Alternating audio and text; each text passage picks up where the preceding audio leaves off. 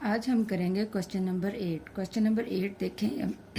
सबसे पहले जब भी इस तरह टाइप का कोई क्वेश्चन आए तो मैंने आपको बताया था कि हमने सबसे पहले इनके फैक्टर्स बनाने होते हैं। ठीक है, इनमें जो वैल्यूज़ दी होती हैं इनके हमने फैक्टर्स बनाने हैं। तो इसका फैक्टर क्या बनेगा? 64 का।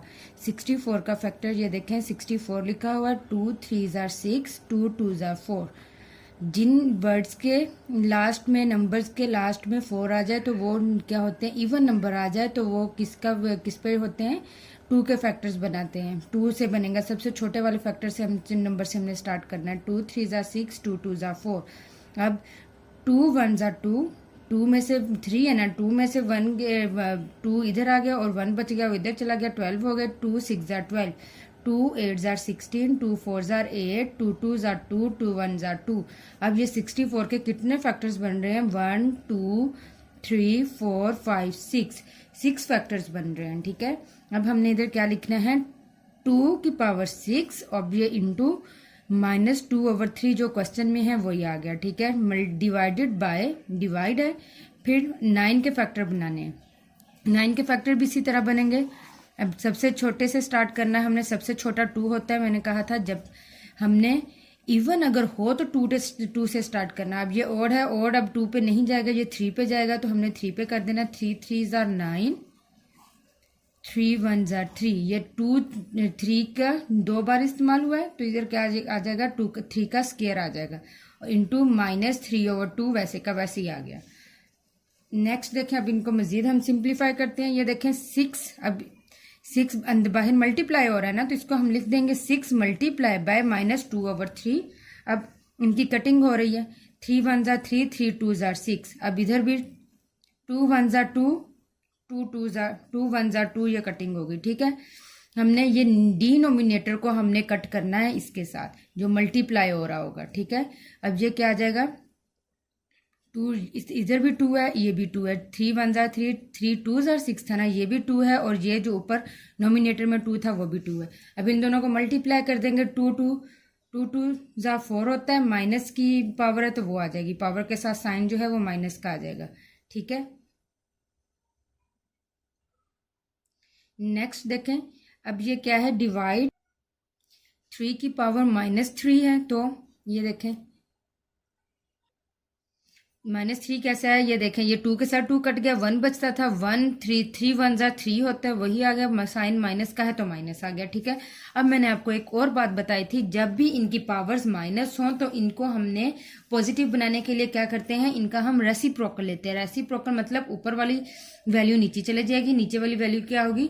ऊपर आ जाएगी। ठीक है, अब ये देखें, अब हमने इसको जो है वो -4 को हमने 4 में तब चेंज करना है, तो ये रेसिप्रोकल बन जाएगा। ये वाली वैल्यू नीचे चली जाएगी, 1 2 की पावर 4 डिवाइडेड बाय 1/3 माइनस जो था वो क्या हो गया? प्लस में चेंज हो गया। ये आप लोगों ने याद रखना है कि जब भी पावर्स माइनस हों तो इनको प्लस करने के लिए क्या होता है? हम इनका रेसिप्रोकल लेते हैं, मतलब ऊपर वाली वैल्यू नीचे, नीचे वाली वैल्यू ऊपर। अब ये जो इसकी पावर -4 है, ये 1 के साथ नहीं आएगी, ये जस्ट इसी के साथ है, तो इसी के साथ नीचे चली जाएगी। ठीक है, अब 2 को 4 बार मल्टीप्लाई करें तो 14 आता है। 2 को 4 से मल्टीप्लाई नहीं करना, हमने करना है 2 को 2 multiply by 2 multiply by 2 multiply by 2। 2 2 ज़ार 4, 4 2 ज़ार 8, 8 2 ज़ार 16। ठीक है, डिवाइड, अब वही चीज़ ये देखें, 3 को हमने 3 बार मल्टीप्लाई करना है। 3 मल्टीप्लाई बाय 3 मल्टीप्लाई बाय 3, 3 3 ज़ार 9, 9 3 ज़ार 27। ठीक है, जो आंसर आता है उसको हमने नेक्स्ट 3 के साथ करना है, 27 आ गया। अब ये इस तरह तो कुछ भी इसका नहीं हो रहा। अब इसीलिए हमने इनको डिवाइड को क्या है? मल्टीप्लाई में चेंज करना है। जब डिवाइड को हम मल्टीप्लाई में चेंज करते हैं तो क्या होता है?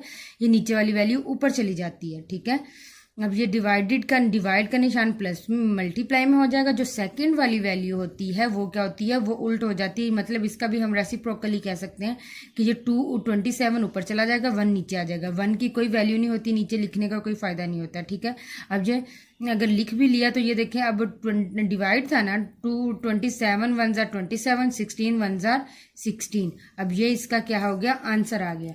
जस्ट सिंपल स्टेप में आप लोगों ने पहले इनके फैक्टर्स फाइंड करने हैं, फैक्टर्स के बाद फिर इनकी जो पावर्स हैं उनकी कटिंग होती है तो कटिंग करनी है, तो फिर हमने क्या करना है, माइनस में पावर्स हों तो उसको प्लस में चेंज करने के लिए इनका रेसिप्रोकल लेना है। रेसिप्रोकल मतलब ऊपर वाली नीचे, नीचे वाली ऊपर। तो फिर इसी तरह अगर डिवाइड हो जाए, डिवाइड को मल्टीप्लाई में चेंज करने के लिए हमने क्या करना है, जो फर्स्ट वैल्यू की हमने प्लेसेस चेंज नहीं करनी, सेकंड वाली की करनी है। ऊपर होगा तो नीचे, नीचे चला गया तो ऊपर, ठीक है। ये मल्टीप्लाई हो गया तो फिर इस तरह ये वैल्यूज आ गई। उम्मीद है कि आपको क्वेश्चन नंबर 7 की समझ आ गई होगी। अब नेक्स्ट है क्वेश्चन नंबर 8। इसमें भी सबसे पहले हमने क्या स्टेप करना है, वही स्टेप करना है कि हमने सबसे पहले इनके क्या लेने हैं, फैक्टर्स फाइंड करने हैं, ठीक है। फैक्टर्स कैसे हम फाइंड करेंगे, 3 का तो कोई फैक्टर बनता नहीं है, ऑलरेडी 3 एक ही है तो इसका कोई फैक्टर नहीं बनेगा।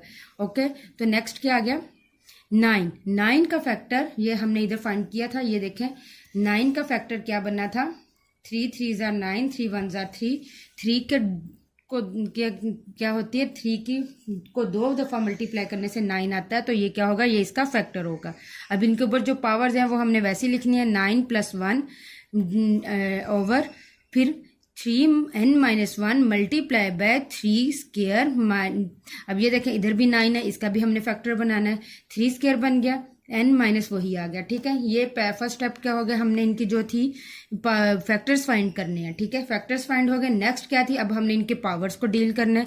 जैसे हमने इस वाले क्वेश्चन में, लास्ट वाले क्वेश्चन में हमने पावर फैक्टर्स फाइंड करके फिर उनकी पावर्स की कटिंग की थी। अब यहाँ पे पावर्स की कटिंग तो नहीं हो रही, पावर्स की कटिंग तभी होती है जब वो इस फॉर्म में हो और साथ कोई इस तरह आए, इस तरह ये पावर्स की कटिंग होगी, ठीक है। अब इसमें पावर्स की कटिंग नहीं होगी, जो अंदर बाहर पावर्स हैं वो बाहर जाके क्या हो जाएंगी, मल्टीप्लाई हो जाएंगी। ये देखिए 3n, इसकी तो कोई पावर और है ही नहीं, तो ये 3n के 3n रहेगा, मल्टीप्लाई बाय 3, इसकी जो पावर 2 है ये बाहर मल्टीप्लाई होगी, 2n आ गया प्लस, अब ये क्या आ गया, n 2 1 जार 2 आ गया, ठीक है। अब नेक्स्ट है 3n-1 वैसे का वैसे ही मल्टीप्लाई 3, ये स्क्वायर है 2, फिर बाहर मल्टीप्लाई होगा 2n - 2 1 जार 2 आ गया। ओके, अब ये हमारे 2 स्टेप हो गए, ठीक है। अब हमने पावर्स को भी डील कर लिया। अब हमने क्या करना है, अब ये देखें, ये सबसे पहले आपने देखना है ये वैल्यूज जो है वो आपस में क्या हो रही हैं, मल्टीप्लाई हो रही है। जब भी मल्टीप्लाई हो रही हो तो हम क्या करते हैं कि जो अगर बेसिस सेम हो तो उनकी पावर्स आपस में प्लस होती हैं। अब बेसिस सेम है, हमने पावर्स को क्या कर लेना, प्लस कर लेना है, ठीक है।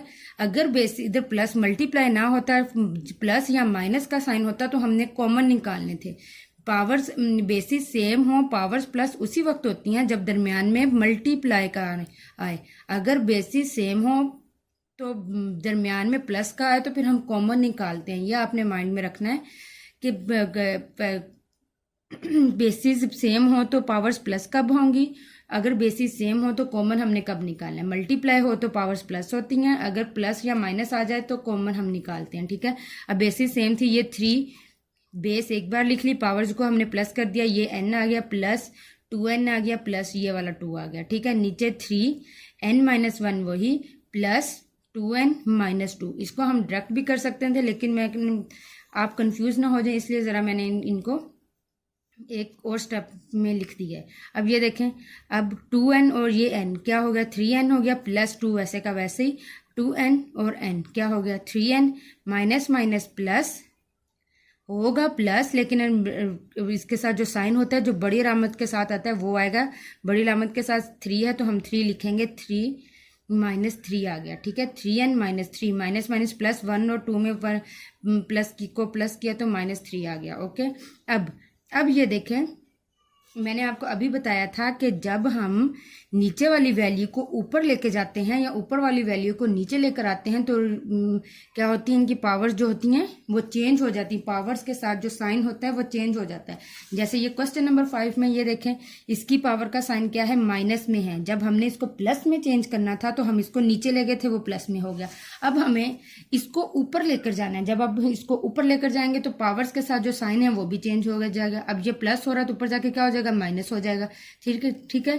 3 बेसिस सेम है, 3 एक बार लिख लिया, 3n वैसे का वैसे ही प्लस 2n। अब ये वाला 3 ऊपर जाके -3n हो जाएगा, ये वाला 3 ऊपर जाके +3 हो जाएगा। +3 और -3 के साथ ये दोनों कट गए और 2 प्लस प्लस क्या होता है 2, 5 आ गया, ठीक है। अब 3 को हमने 5 बार मल्टीप्लाई करना है तो हमारे पास ये आंसर आ जाएगा। आप लोग ये इसका आंसर कैलकुलेटर से भी निकाल सकते हैं, उससे भी निकल जाएगा। ओके, नेक्स्ट क्या है, जी, तो क्वेश्चन नंबर 9 देखें। क्वेश्चन नंबर 9 क्या है, अब इसको हमने क्या करना है, सिंप्लीफाई करना है। सिंप्लीफाई अब हम कैसे करेंगे, ये देखें 5n+3 हमने क्या, मैंने आपको क्या कहा था, अगर बेसिस सेम हो तो पावर्स क्या होती हैं, प्लस होती हैं। हम इसको इस तरह भी लिख सकते हैं 5n.53, मतलब जब हम इनकी बेसिस सेम है, मल्टीप्लाई हो रहे हैं तो इनकी बेसिस सेम है, एक बार लिखेंगे पावर्स प्लस होगी, हम अगेन हमारे पास यही शेप बन जाएगी। इसलिए इसको हमने सेपरेट कर लिया। सेपरेट क्यों किया वो भी मैं आपको बताऊंगी। -6.5n 6.5n.5। अब इसमें भी हमने ये देखिए 5n सेपरेट किया है ना। 5n हमने क्यों सेपरेट किया है, क्योंकि हमने इधर से भी 5n लेना है। 5n इसमें भी कॉमन है, इसमें भी कॉमन है, ठीक है। हमने 5n इसको अलग कर लिया, 6 वैसे का वैसे ही पॉइंट इसके साथ क्या था 5n+1, तो 5n हमने सेपरेट कर लिया, डॉट एंड 5 दूसरा निकाल के इसके ऊपर जो पावर है ये इसके साथ आ जाएगी। जब हम इनको बेसिस सेम है, पावर्स आपस में प्लस होगी, अगेन यही शेप बन जाएगी। हमने क्या करना है, ये प्लस माइनस हो रहा है, ठीक है, प्लस माइनस होता है तो हम क्या करते हैं, कॉमन निकालते हैं। तो कॉमन निकालने के लिए ये हम सारा प्रोसेस कर रहे हैं। हमने इसमें से कॉमन निकालना है 5n, क्योंकि 5n इसमें भी है और इसमें भी है, तो इसको जाहिर है हम सेपरेट करेंगे। इसके साथ +3 है, इसके साथ +1 है, तो इस तरह तो कॉमन ही निकलेगा।